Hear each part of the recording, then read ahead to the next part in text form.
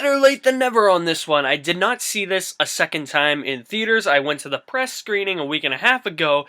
The thing is that Alien Covenant is a movie that I just can't get out of my head. I keep thinking about it, certain aspects of it, and I really want to talk about it. And in order to do that, I would venture into spoiler territory, so I came up with a spoiler discussion video. From here on out, this video is going to contain spoilers for Alien Covenant, so if you've yet to see Alien Covenant and you want to see it and you don't want to be spoiled, I have a spoiler-free review. I'll leave that link in the description to this video. If you haven't seen it and you don't care, or if you have seen it, then hey, welcome. Alien Covenant spoiler discussion. Here we go. Mostly what I want to talk about in this video is Michael Fassbender's dual role of Walter and David, because yeah, David is a little bitch. It's very clear to me that a lot of people who have seen Prometheus think that Michael Fassbender and the character of David are the best, if not the only good part of Prometheus. The thing I liked about Fassbender in this movie wasn't the fact that he was playing two characters, it was the fact that these two characters are basically the same. When you look at Walter, he's just David, but he's programmed to be, you know, nice. And I liked what Fassbender did to distinguish between the two characters. An American accent for the character of Walter, the British accent for the character of David, like he did in Prometheus, so you could establish who was who. And the character of David, you didn't think he was an asshole in Prometheus? Oh, wait until you see Alien Covenant. He's a total ass butt. Basically what happens is a neutrino blast hits the Covenant ship. They crash land on this unknown planet after receiving transmission, and as the ship is being repaired, you know, you can tell which characters are gonna get ganked. One of them steps on like this rock and like pixie dust goes like up into his nose, and you can just tell right then and there, you're like, this movie's gonna be very predictable, isn't it?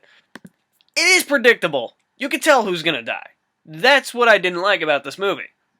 However, the shit that transpires after that, he goes into the medical bay and it's like Alien, man. Like, but the alien just pops out of his back and it's just like all blood spurting everywhere and you're just like, holy shit, this is horror sci-fi. This is what the original Alien and Aliens were like. This is awesome. And it's actually really cool because the aliens that first show up in this movie aren't actually xenomorphs. They're neomorphs. And then while the rest of the crew is on the planet, a bunch of neomorphs attack them, they kill one dead, but they're still being attacked, and David comes and saves the day. He's like this hooded figure, he kind of looks like an assassin, you know, kind of like the assassin that, you know, Fassbender should have played in Assassin's Creed, but yeah, no, not a good movie.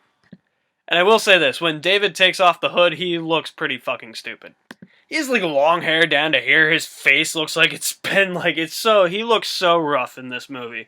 But he just kind of looked weird. I thought David looked really weird with the long hair, that's the point I'm getting at. And then literally, this is the best part of the movie, is the confrontation between Walter and David. Walter admits to David that he's David, he's just programmed to not be an evil asshole. And David's like, oh, okay, you know what? The previous mission of Prometheus, Elizabeth Shaw and I were the only two survivors. We crash landed on this planet. Hey, guess what? Yeah. I'm the one that created the xenomorphs. This actually was the non-predictable part of the movie. This didn't go in the way I thought it was going to go. I really thought that this movie was going to play out as a way where the crew of the Covenant crash lands on the xenomorph planet. The xenomorphs inhabit this planet. We don't know how they're made. We just know that this is where they come from. The xenomorph infiltrates the ship of the Covenant. The Covenant crash lands on LV-426, and that's how the xenomorph gets onto the Nostromo, and that leads into the original Alien. That did not transpire at all. What we find out is that David and Elizabeth Shaw, the only survivors of the Prometheus disaster in the previous movie, were aboard this engineer ship that crash lands on a planet. And this engineer ship lets out a black liquid goo that ends up being a bioweapon and wipes out all the inhabitants of this planet and kills Elizabeth Shaw. David ends up experimenting on dead corpses, including Elizabeth Shaw's, with this black liquid, and creates the xenomorph race. So he wants to create a new species.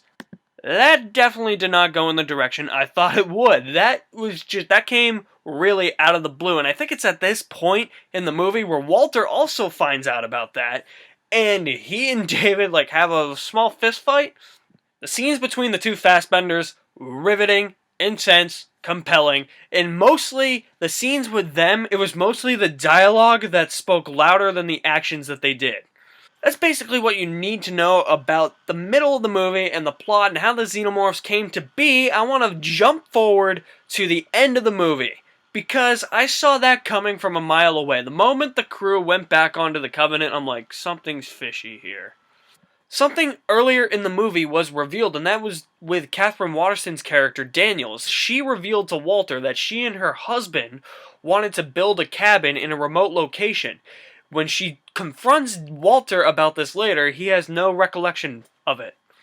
As he puts her into cryosleep, he regurgitates her, and this actually isn't Walter. This is David, being a little douche hat.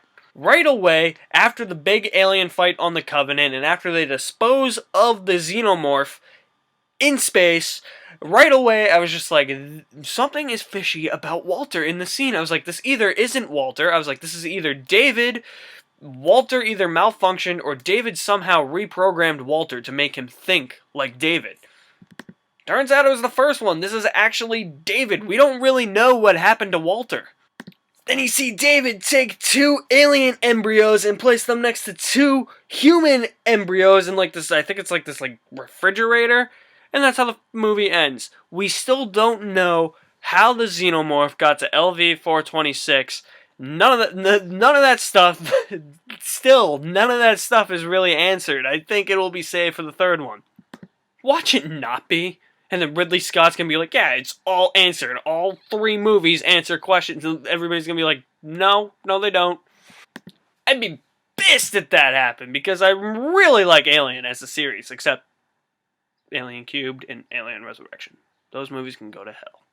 That's the chunk of Alien Covenant I wanted to talk about. There's definitely a lot more that happens in the movie. It's just the stuff with David, for me, and Walter was the most interesting of the whole entire movie, and I wanted to talk about all of that in a spoiler discussion and keep that out of the spoiler-free review so you knew what to expect going in, and I thought that that was presented in a way that was really well done, and the end was a bit predictable, but I really enjoyed Alien Covenant, and I'm pretty sure if I watch it again, I'll enjoy it a lot more. So in my spoiler-free review, I already asked you if you had seen Alien Covenant or if you're going to see Alien Covenant, because at that time I saw it 10 days early. So, what was your favorite part of Alien Covenant? I want some feedback. Drop me a comment in the comment section below. You can like me on Facebook, follow me on Twitter. Those are in the description as well. If you're on YouTube, you can subscribe at the end of this video, check out some other videos I have done, and I'll see you next time.